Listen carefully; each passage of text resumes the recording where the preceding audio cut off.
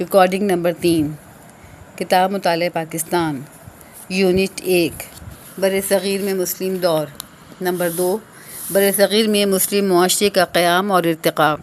برصغیر پاک و ہند میں مسلم معاشرے کے قیام اور ارتقاء کو اس خطے کی معاشرتی تاریخ کا ایک طویل اور سنہرا باب قرار دیا جاتا ہے، کیونکہ اس دور میں اس خطے کے باسیوں کی روحانی، فکری، معاشرتی، معاشی اور سیاسی زندگی پر اس قدر گہرے اثرات مرتب ہوئے کہ ان کی واضح چھاپ نہ صرف دور حاضر میں بلکہ آئندہ زمانوں میں بھی نظر آتی رہے گی۔ برصغیر میں اسلامی معاشرے کی بنیاد رکھنے والوں میں دوسرے ممالک سے آنے والے اور مقامی سطح پر اسلام قبول کرنے والے دونوں قسم کے افراد شامل ہیں۔ جن افراد یا گروہوں نے اس کام میں نمایاں کردار ادا کیا، ان میں مسلمان تاجر، سیاح، صوفیہ، علماء و مشائخ، فاتحین اور سلاطین سبھی شامل ہیں۔ اس کام کی تکمیل میں ایک طویل عرصے تک جاری رہنے والی جدوجہد کے بعد ہوئی۔ آئندہ صفحات میں ان تمام گروہوں کی جدوجہد اور اس کے اثرات و نتائج کا مختصر تذکرہ کیا جائے گا۔ 2.1 صفحہ نمبر 8، تاجروں کا کردار۔ برصغیر پاک و ہند میں اسلام کا ابتدائی تعارف ان مسلمان عرب تاجروں نے کروایا جو تجارت کی غرض سے اس علاقے میں آیا کرتے تھے۔ ان میں سے کچھ لوگ برصغیر کے ساحلی علاقوں میں آباد ہو گئے تھے۔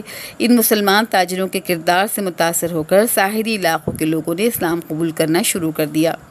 برصغیر میں اسلام کا پہلا مرکز مالابار میں قائم ہوا، جس کے راجا نے حضرت صلی اللہ علیہ وسلم کے زمانے میں ہی اسلام قبول کر لیا تھا۔ بعد ازاں جزائر سرندیب کے راجا نے بھی مسلمان تاجروں کی تبلیغ کے نتیجے میں اسلام قبول کر لیا۔ چنانچہ مالابار اور جزیرہ نماء عرب کے درمیان مسلمانوں کی بحری جہازوں کی آمد و رفت ہونے لگی۔ عرب تاجروں نے برصغیر میں اسلام کو متعارف کروا کر اشاعت اسلام کی بنیاد رکھ دی۔ تاہم اس خطے میں اسلام کی بھرپور اشاعت کا آغاز مسلمان فاتحین، سلاطین اور صوفیہ اکرام کے ذریعے ہوا۔ 2.2 فاتحین و سلاطین کا کردار۔ مالابار کے بعد دوسرا علاقہ جو مسلمانوں کے قبضے میں آیا وہ بلوچستان تھا۔ اس کے بعد سندھ اور پنجاب میں مسلمان آباد کاروں نے تبلیغ اسلام کا کام شروع کیا اور بعض عرب قبیلے سندھ میں بھی آباد ہو گئے۔ ان قبائل نے اس علاقے میں خاصا سیاسی اثر و رسوخ حاصل کر لیا اور امور سلطنت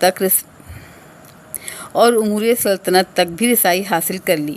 تاہم ان علاقوں میں مسلمانوں کے مکمل کنٹرول اور اسلام کی باقاعدہ اشاعت کا آغاز صفحہ نمبر 9 712 میں محمد بن قاسم کی آمد اور فتوحات کے ذریعے ہوا، جب مسلمانوں نے یہاں ایک اسلامی معاشرے اور سیاسی حکومتی نظام کی باقاعدہ ابتدا کی۔ مقامی لوگوں نے ان کے طرز معاشرت، حسن سلوک اور رواداری سے متاثر ہو کر اسلام قبول کرنا شروع کر دیا۔ شمالی برصغیر میں مسلمانوں کی آمد کا آغاز 11ویں صدی عیسوی میں ہوا، جب سلطان محمود غزنوی نے برصغیر پر مسلسل کئی حملے کیے اور پنجاب کا علاقہ اپنی سلطنت میں شامل کر لیا۔ اس کے بعد سلطان محمد غوری کی فتوحات نے اشاعت اسلام کی راہ ہموار کی۔ محمد غوری کی وفات کے بعد 1206 میں قطب الدین ایبک نے برصغیر میں پہلی بار باقاعدہ اسلامی سلطنت کی بنیاد رکھی اور اس نے دہلی کو اپنا دارالحکومت بنایا۔ شہاب الدین غوری کے دور حکومت سے 1857 تک برصغیر میں کسی نہ کسی صورت میں مسلمانوں کی حکومتیں قائم رہیں۔ جن مسلمان خاندانوں نے اس دور میں حکومت کی، ان میں خاندان غلامہ، خلجی، تغلق، سادات، لودھی، سوری اور مغل خاندان شامل ہیں۔ برصغیر کے مسلمان حکمرانوں نے اپنے نظام حکومت کی بنیاد اسلامی اصولوں پر رکھی، جس کی وجہ سے انہیں خاصی مقبولیت حاصل ہوئی۔ 2.3 صوفیہ اور مشائخ کا کردار۔ مسلمان تاجروں اور سلاطین کے علاوہ اشاعت اسلام میں صوفیہ اور مشائخ نے بھی ناقابل فراموش اور گراں قدر خدمات سر انجام دی ہیں۔ ان کی پاکیزہ زندگی، بلند کردار اور حسن اخلاق سے متاثر ہو کر برصغیر کے باشندوں کی بہت بڑی تعداد نے اسلام قبول کیا۔ اس کے علاوہ ان بزرگوں کی انتھک کوششوں اور طویل جدوجہد سے اسلامی معاشرے کے قیام، استحکام اور ارتقاء میں بھی مدد ملی اور مسلمانوں کا اخلاقی معیار بھی بلند ہوا۔ اس مقصد کے حصول کے لیے کام کرنے والے بزرگان دین کی ایک طویل فہرست ہے، جس میں سے صرف چند نمایاں اور قابل ذکر بزرگوں کی دینی خدمات اور اشاعت اسلام کے لیے کی جانے والی جدوجہد کا مختصر تذکرہ یہاں کیا جا سکتا ہے۔ برصغیر میں 1005 میں حضرت شیخ اسماعیل بخاری تشریف لائے اور شمالی ہند کے علاقوں میں اسلام کی اشاعت کی ابتدا کی۔ حضرت داتا گنج بخش علی حجویری سلطان محمود غزنوی کے فرزند مسعود غزنوی کے دور میں غزنی سے لاہور تشریف لائے۔ ان کی تبلیغ سے برصغیر کے ہزاروں غیر مسلم مسلمان ہو گئے۔ حضرت لال شہباز قلندر نے ملتان اور سندھ کے علاقوں میں اشاعت اسلام کے لیے خدمات سر انجام دیں۔ صفحہ نمبر 10۔ غزنوی حکمرانوں کے آخری دور میں حضرت سلطان سخی سرور نے پنجاب میں اشاعت اسلام میں بڑی سرگرمی دکھائی، جس کے نتیجے میں مشرقی پنجاب میں لوگوں کی ایک بڑی تعداد مسلمان ہوئی۔ حضرت خواجہ معین الدین چشتی اپنے ساتھیوں کے ہمراہ شہاب الدین غوری کے زمانے میں برصغیر میں تشریف لائے اور بے حد مؤثر انداز میں اسلام کی تبلیغ کی۔ حضرت شیخ بہاؤالدین زکریا ملتانی نے برصغیر میں سہروردیہ سلسلے کی بنیاد رکھی۔ انہوں نے اپنی تمام زندگی اشاعت اسلام اور صوفیانہ نظم و ضبط کے تعلیم کے لیے وقف کر دی تھی۔ ان کا روحانی تسلط ملتان، سندھ اور بلوچستان تک پھیلا ہوا تھا۔ حضرت بہاؤالدین زکریا کی وفات کے بعد ان کے صاحبزادے صدر الدین عارف ان کے جانشین ہوئے، جبکہ ان کے ایک مرید سید جلال الدین بخاری نے اچ کے مقام پر اشاعت اسلام کا ایک بڑا مضبوط مرکز قائم کیا اور اس علاقے میں سہروردی سلسلے کی بنیاد رکھی۔ برصغیر پاک و ہند میں صوفیہ کرام کے ذریعے سے اشاعت اسلام کا سلسلہ اورنگزیب عالمگیر کے زمانے تک چلتا رہا۔ سلطان التمش اور سلطان ناصر الدین کے زمانے میں خواجہ بختیار کاکی اور بابا فرید گنج شکر جیسے بزرگوں نے اسلام کی خدمت سر انجام دی۔ ان کے علاوہ حضرت نظام الدین اولیاء نے بھی اشاعت اسلام میں اہم کردار ادا کیا، جبکہ آپ کے جانشین حضرت نصیر الدین چراغ اور ان کے جانشین حضرت بندہ نواز گیسو دراز کی تبلیغ سے ہزاروں لوگوں نے اسلام قبول کیا۔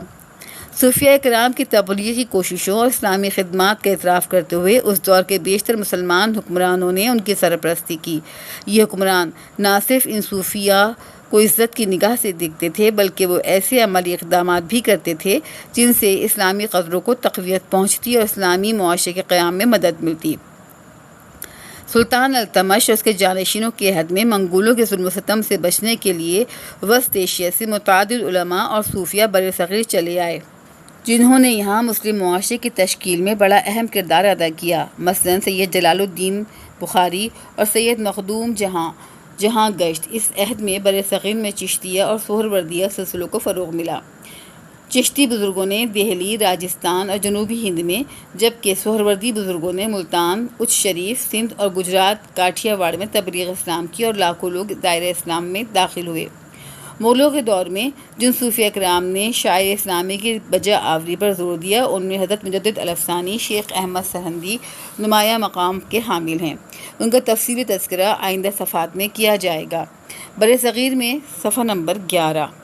برصغیر میں مسلم معاشرے کے دور زوال کے زمانے میں حضرت شاہ ولی اللہ دہلوی نے احیاء اسلام کے لیے جو جدوجہد کی، وہ بھی سنہرے حروف سے لکھی جانے کے قابل ہے۔ حضرت شاہ ولی اللہ کی ان خدمات کا ذکر بھی آئندہ صفحات میں تفصیل سے کیا جائے گا۔ 2.4 حضرت مجدد الافسانی کی خدمات۔ حضرت مجدد الافسانی کا نام حضرت شیخ احمد سرہندی تھا۔ مجدد الافسانی ان کا لقب تھا، جس کے معنی ہیں دوسرے 1000 سال کے لیے دین کی تجدید کرنے والے۔